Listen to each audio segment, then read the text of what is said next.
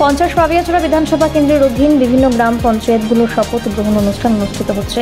শুক্রবার পাবিয়াছড়া বিধানসভা কেন্দ্রের অধীন উজান দুধপুর, আম্বেদকর নগর এবং দুধপুর গ্রাম পঞ্চায়েতে শপথ গ্রহণ অনুষ্ঠান অনুষ্ঠিত হয় বিধায়ক ভগবান দাসের উপস্থিতিতে। এই দিনের এই শপথ গ্রহণ অনুষ্ঠানে বিধায়ক ভগবান দাস ছাড়াও অন্যান্যদের মধ্যে উপস্থিত ছিলেন পাবিয়াছড়া এলাকার বিশিষ্ট সমাজসেবী অনিমেষ সিনহা, কার্তিক দাস সহ অন্যান্যরা।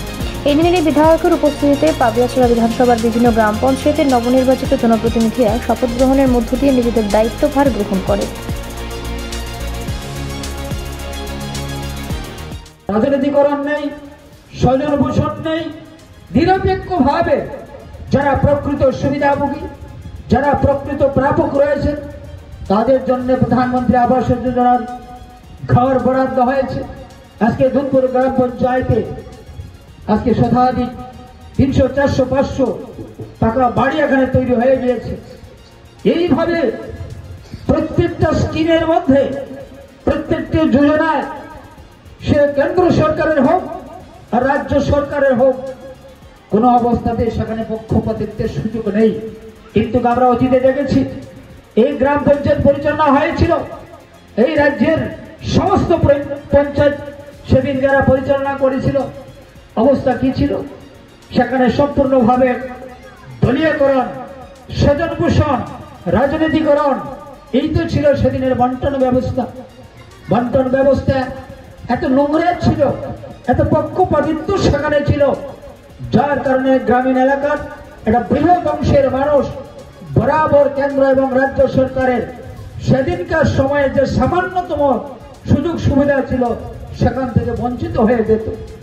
আমি দেখেছি বারবার প্রধানমন্ত্রী আবাস যোজনার জন্য মানুষ গ্রাম সংসদে নাম লিখেন এটি সরকারি ঘর পাওয়ার জন্য, কিন্তু বছরের পর বছর যায়, শেষ পর্যন্ত স্বর্গবাস হয়ে যায়।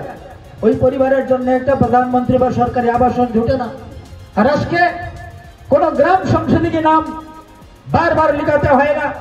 মাননীয় প্রধানমন্ত্রীজি দিল্লি থেকে সেই পরিবারের নাম লিপিবদ্ধ করে, নথিভুক্ত করে সরাসরি অ্যাকাউন্টে ট্রান্সফার করে দিচ্ছেন প্রধানমন্ত্রী আবাস যোজনার সেই অর্থরাশি, এবং ফটাফট সেই বাড়িতে একটা পাকা ঘর নির্মাণ হয়ে যাচ্ছে, একটা পাকা শৌচালয় নির্মাণ হয়ে যাচ্ছে। প্রধানমন্ত্রী কিষাণ সম্মান নিধির পয়সা অ্যাকাউন্টে চলে আসছে। উজ্জ্বলা যোজনার গ্যাসের মধ্যে আর লাকড়ির বদলে গ্যাসের মধ্যে আজকে রান্না হচ্ছে। এইভাবে প্রত্যেকটি সুবিধা সবাই নিচ্ছে, কোন ধরনের কোন সেখানে নাম লিখাতে হয় না, কোন ধরনের কোন সেখানে কোন রাজনৈতিক দলের কাছে গিয়ে অনুনয় বিনয় করতে হয় না। কিন্তু সেদিন যা হয়েছে সম্পূর্ণভাবে গ্রামের মহিলাদের সঙ্গে অন্যায় হয়েছে, গ্রামের যুবকদের সঙ্গে অন্যায় করেছে, কৃষকের সঙ্গে অন্যায় করেছে, গরিব মেহনতি মানুষের সঙ্গে অন্যায় করেছে। নিরপেক্ষতা বলতে কোনো কিছুই ছিল না। তার থেকে বড় ভয়ঙ্কর বিষয় যেটা ছিল, কথা বলার কোনো অধিকার ছিল না, দাবি চাওয়ার কোনো অধিকার ছিল না, পঞ্চায়েতে এসে বলার মতো কোনো সুযোগ ছিল না। সেই পঞ্চায়েত অফিসটা বানিয়েছিল সেটা ক্যাডারের কারখানা। এখানে ক্যাডাররাই শুধু আসতে পারবে, আর কেউ আসতে পারবে না। পঞ্চায়েত আরোয়ার যদি প্রয়োজন হয় তখন সেই পরিবারের দিকে তারা চোখ বুলিয়ে নেয়, ওই পরিবারের রংটা কি রয়েছে, সাদা, কালো, লাল, নীল, সবুজ, যদি কালার পছন্দ না হয় তাহলে পঞ্চায়েত আরোয়ারটাকে আটকে দেওয়া হচ্ছে। ছেলের অ্যাডমিশন বন্ধ হয়ে যাচ্ছে, ছেলের অ্যাডমিশন হচ্ছে না, বার্থ সার্টিফিকেটে সই হচ্ছে না, ডেথ সার্টিফিকেট পাচ্ছে না। রং, কালার, বর্ণ, জাত এগুলোর মধ্যে বিচার হতো।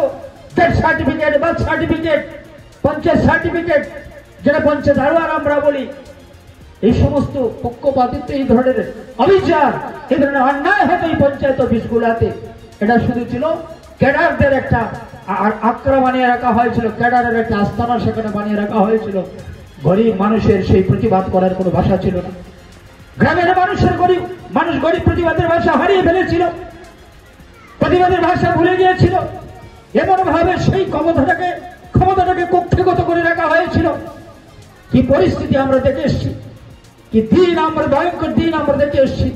আজকে সেখান থেকে আমরা মুক্তি পেয়েছি, সেখান থেকে আজকে উঠে এসেছে এই দুধপুরবাসী। আমাদেরকে মনে রাখতে হবে, আমাদেরকে ভাবতে হবে যে সেই দিনটা, যে কালো দিনটা ছিল, সেদিন যেন আর কোনোদিন এই দুধপুর গ্রাম পঞ্চায়েতে ফিরে না আসে।